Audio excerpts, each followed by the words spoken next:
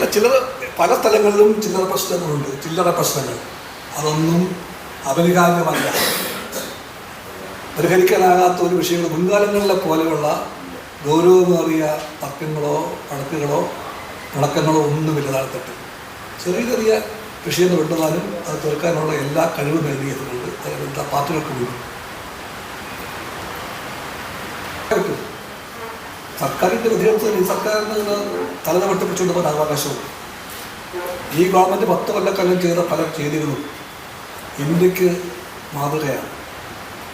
മറ്റെല്ലാ സംസ്ഥാനങ്ങളിലും BJP കോൺഗ്രസ് ഭരണങ്ങൾ ജനങ്ങളെ മറന്നപ്പോൾ, പാവങ്ങളെ മറന്നപ്പോൾ, താഴേക്കിടക്കാരെ മറന്നപ്പോൾ, വലിയവർക്ക് വേണ്ടി മാത്രം ഭരിച്ചപ്പോൾ, ഇവിടെ ജനങ്ങളെ മറക്കാത്ത അവർക്ക് വേണ്ടി ഭരിച്ചൊരു ഗവൺമെൻറ്റാണ് 10 കൊല്ലം പൂർത്തിയാക്കുന്നത്.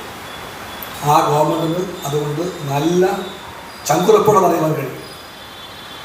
ആ ചെയ്തികൾ ഈ തെരഞ്ഞെടുപ്പിൽ ഗവൺമെൻറ്റിനെ പൂർണ്ണമായിട്ടും വിജയിക്കാൻ സഹായിക്കും, ഗവൺമെൻറ്റിൻ്റെ മുന്നണിയെയും സഹായിക്കും. അതിൻ്റെ കൂടി പക്ഷത്തിലാണ് ഞങ്ങൾ പറയുന്നത് എല്ലാ തദ്ദേശ സ്ഥാപനങ്ങളിലും LDFൻ്റെ വിജയം സുനിശ്ചിതമാണ്.